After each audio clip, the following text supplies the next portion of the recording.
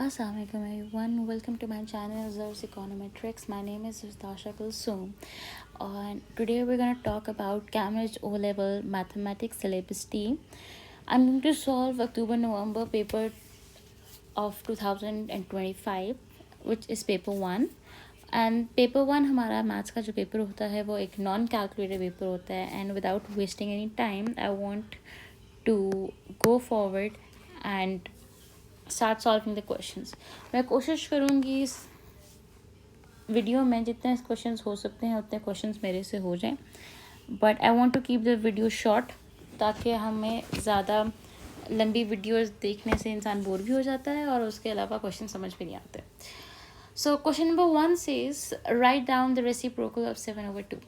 Reciprocal क्या होता है? रेसिप्रोकल होता ये है कि आपके अंदर आपके पास न्यूमरेटर की जो वैल्यू होती है वो डिनोमिनेटर बन जाती है और डिनोमिनेटर की वैल्यू जो होती है वो न्यूमरेटर बन जाती है.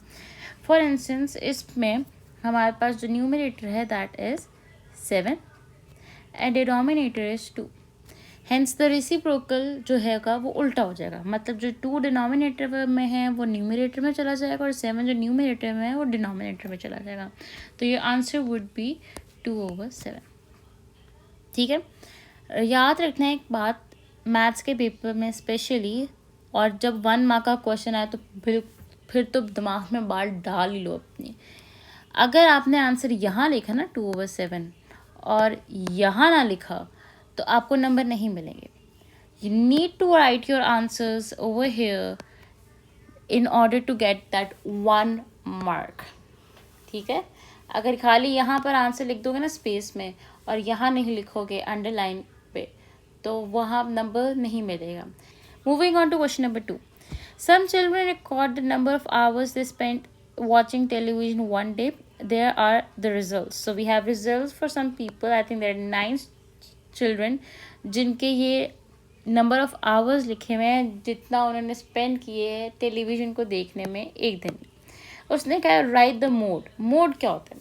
मोड वो होता है जो नंबर हमारे पैटर्न में या हमारे डाटा में सबसे ज़्यादा रिपीट हो रहा हो. ठीक है. हाईएस्ट नंबर जो सबसे ज़्यादा जो एक नंबर रिपीट हो रहा होता है ना वो हमारे डाटा का मोड होता है. ठीक है. तो ये जो 9 वैल्यूज़ लिखी हुई इसमें से सबसे ज़्यादा आई थिंक 2 रिपीट हो रहा है 3 टाइम्स. 7 जो है वो 2 दफ़ा रिपीट हो रहा है but 2 is repeating 3 times. Hence we say 2 is our mode. Okay. B part says one of the 9 children is chosen at random. Find the probability that the child spends more than 6 hours watching television on this day.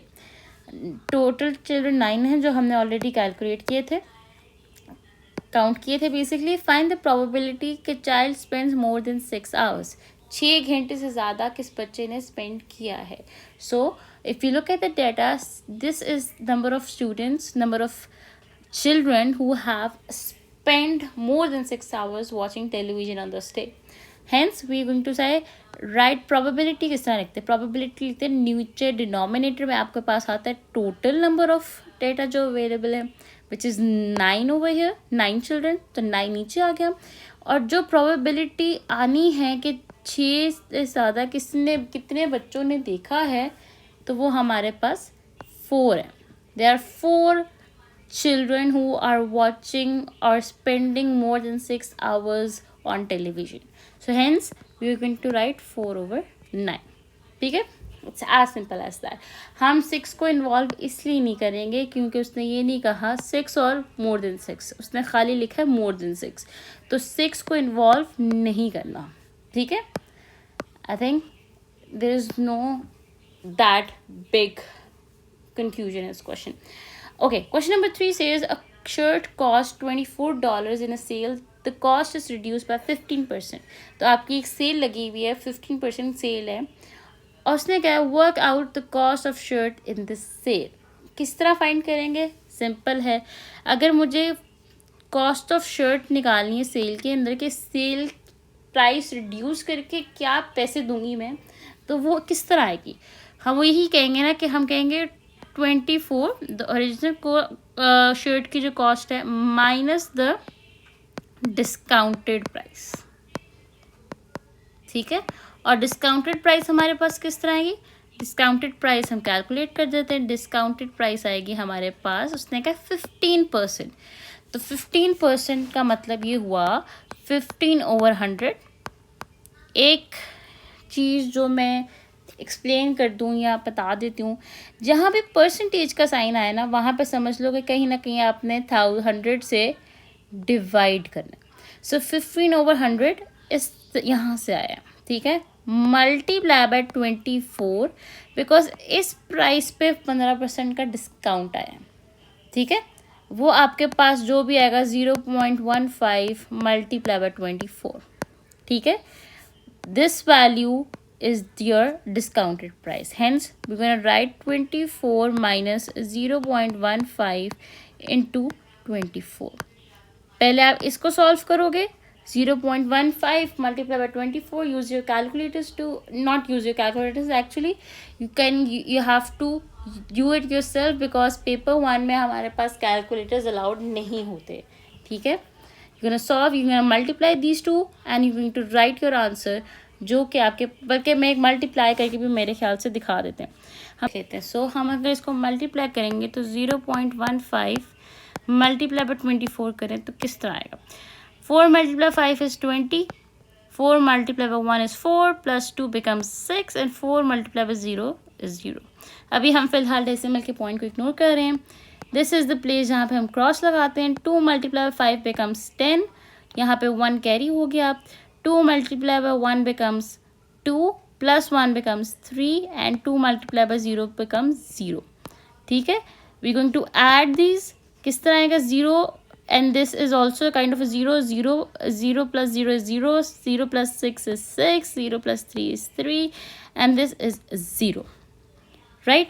अब क्योंकि आपके पास decimal places यहाँ पे question में 2 हैं, तो हमारा जो डेसिमल यहाँ पे है हम उसको 2 प्लेसेस पीछे ले आएंगे, विच मीन्स कि this answer would be 3.6. 24 minus 3.6 और 24 minus 3.6 becomes 20.4. This is your answer, ठीक है. ये वर्किंग आप सारी की जो सारी वर्किंग हमने अभी की है ना, ये वर्किंग शो करोगे तो ये 2 नंबर मिलेंगे, ठीक है. Because they need to look at this formula, this steps in order to give you 2 marks. अगर खाली ये आंसर लिख दोगे ना क्वेश्चन यहाँ पर और वर्किंग शो नहीं करोगे तो आपको सिर्फ 1 नंबर ही मिलेगा. So make sure you do your working correctly and it is readable for the examiner. Okay. Now question number 4 says the diagram shows 5 straight lines. The diagram shows 3 horizontal parallel lines, which is these lines, horizontal parallel lines, and 2 sloping parallel lines, which is these 2 sloping parallel lines. Okay. You have to find the value of P. Give a geometrical reason to explain your answer. Now the part is divided into 2 things. एक ये है कि आपने angle define करना है, which is this angle, and you have to explain the reason. तो अगर हम देखें तो सबसे पहली चीज़ जो हम उसने दी हुई है ना, वो ये दी हुई है 112 डिग्रीज, राइट. तो 112 डिग्रीज अगर ये है तो इसको यूज़ करते हुए हम पी की वैल्यू किस तरह फाइंड करेंगे.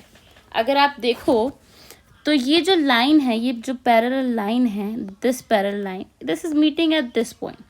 This is becoming an interior angle sum. हम कहते थे ना कि अगर आपके पास 2 पैरेलल लाइंस जा रही हैं और हमारे पास पे एक सिंगल लाइन दोनों पैरेलल लाइंस को इंटरसेक्ट करेंगे तो अंदर के जो एंगल्स हैं that makes a sum of 180, right. तो can we do it like 112 plus P is equals to 180, right. And then P की वैल्यू आ जाएगी आपके पास 180 minus 112 which is 68. So 68 is your answer. 68 degrees is your answer. और reason आप लिखोगे, क्या लिखोगे regions? को interior angle sum to 180 degrees. Okay, so now we have this P angles as 68. ठीक है. B part says find the value of Q, give a geometrical reason to explain your answer. You have to find the value of Q. Now this is Q. अब ये Q कैसे find करेंगे? This is a very easy concept.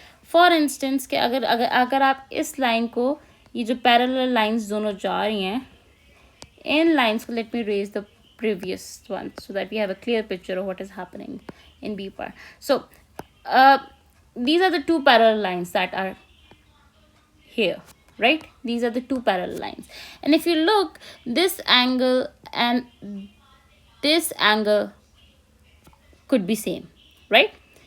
If these two angles are same, we also know that this and this is a parallel line and there's a single intersection line happening here. तो फिर ये angle और ये angle, तीनों angle same हुए. तो अगर मैंने कहा है दिस इज 68 जो हमने ए पार्ट में निकाला था, तो this should be 68 as well. क्यों? बिकॉज कॉरेस्पॉन्डिंग एंगल्स हैं ये P and this angle is corresponding angles. Now this angle is also corresponding to this Q angle. Hence this Q will also be 68. So Q will be 68, but reason different होगा. Reason जो हमने देना है ना, that is corresponding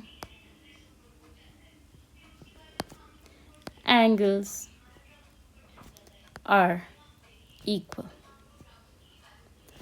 ठीक है. अगर आप रीजन नहीं दोगे, आप खाली आंसर्स लिख दोगे, तो इसमें भी 1 मार्क मिलेगा, इसमें भी 1 मार्क मिलेगा. You have to provide the correct reason, जिसकी वजह से आपको दोनों में 2 मिलेंगे. ओके.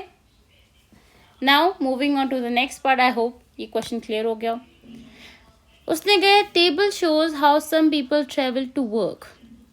ठीक है. Number of people and then उसने पाई चार्ट दिया हुआ है. उसने कहा है कि 20 पीपल साइकिल इस्तेमाल करें, 12 people are walking. We don't know the number of people जो कार इस्तेमाल कर रहे हैं, और हमें बस का पता है कि there are 5 people who are travelling. We have to complete this table for a part. How exactly we are going to do that? We gonna use these the first, और you can use the second one in order to know कि हमारा क्या answer आएगा. पहले तो हमने total number of people find करने ना, ताकि अगर हमारे पास टोटल नंबर ऑफ पीपल आ जाए तो हम ये कार वाला फाइंड कर सकें. तो टोटल नंबर ऑफ पीपल किस तरह फाइंड करेंगे? We would say just like, अगर फॉर इंस्टेंस ये है हमारे पास, ठीक है, हमें पता है कि जो टोटल एंगल होता है ना, पाई चार्ट बनाने के लिए एक टोटल एंगल क्या होता है? 360 degrees. So this 360 degree should be divided into these 4 parts. So if we know that we have 120 over 360, right? This is equals to x, because हमें ये नहीं पता कि total number क्या है. But this part, मतलब कि जो 120 represent कर रहा है, उसका जो number of people and that is 20. ठीक है. This x is basically total number of people. 120 जो पाई चार्ट पे, जैसे ये जो नीचे पाई चार्ट बना हुआ है आपका, this is 120, right? This is the part of 360. हमें पता है कि 120 over 360 is basically total number of people जो कि एग्जिस्ट कर रहे हैं, जो कि ट्रैवल कर रहे हैं. ठीक है. और 20 उसका आंसर है. 20 is the number of people. We have to find the total number of people, क्योंकि हमारे पास साइकिल वाले नंबर भी पता है और हमें पाई चार्ट का एंगल भी पता है. तो we going to solve this. How are we going to solve this? We going to cross multiply. We going to take 360 and 120 on the right side to find the value of x. इस तरह है कि x is equals to 20 into 360 over 120. Since we don't have the calculator, paper 1 में calculator allowed नहीं होता, हम इसको physically solve करेंगे. This 0 cancels out with this 0. 36 can be divided by 12. 12 के टेबल में 36 आता है. कितने आता है? 3 आता है, if I am not wrong. पीछे क्या रहेगा? 20 multiply with 3 which is 60. तो 60 जो है ये आपके पास नंबर ऑफ पीपल हैं जो ट्रैवल कर रहे हैं. जो सम पीपल उसने क्वेश्चन में लिखा है ना, दोज आर 60 पीपल. अब मैं कैलकुलेट कर सकती हूँ, बिकॉज हमें पता है कि जो टोटल है वो 60 है. तो अगर मैं इन तीनों को ऐड कर लूँ और माइनस कर दूँ 60 से, तो मेरे पास कार का नंबर आ जाएगा. क्या नंबर आएगा? we're going to add 20 plus 12 becomes 32. 32 plus 5 becomes 37. Now 60 minus 37 becomes 23. ठीक है, मैं एक दफ़ा लिख भी देती हूँ. ये आपके पास आएगा 20 प्लस 12 प्लस x जो हमने फाइंड करना था plus 5 is equals to 60. And then we going to add all of these. ये आ जाएगा आपके पास 37 plus 5 is equals to plus x is equals to 60. और फिर 37 उधर जाके माइनस हो जाएगा. 60 minus 37 which becomes 23. Now we have to find these two angles. वो किस तरह फाइंड करेंगे? That is also very easy. हमें पता है कि अब हमारे पास हमने ये डिग्री फाइंड करनी है, हमने ये एंगल फाइंड करना है. तो एंगल जो कार का एंगल है we have to find that. So hence that is equals to x divided by 360 into total number of people which is 60 is equals to 23.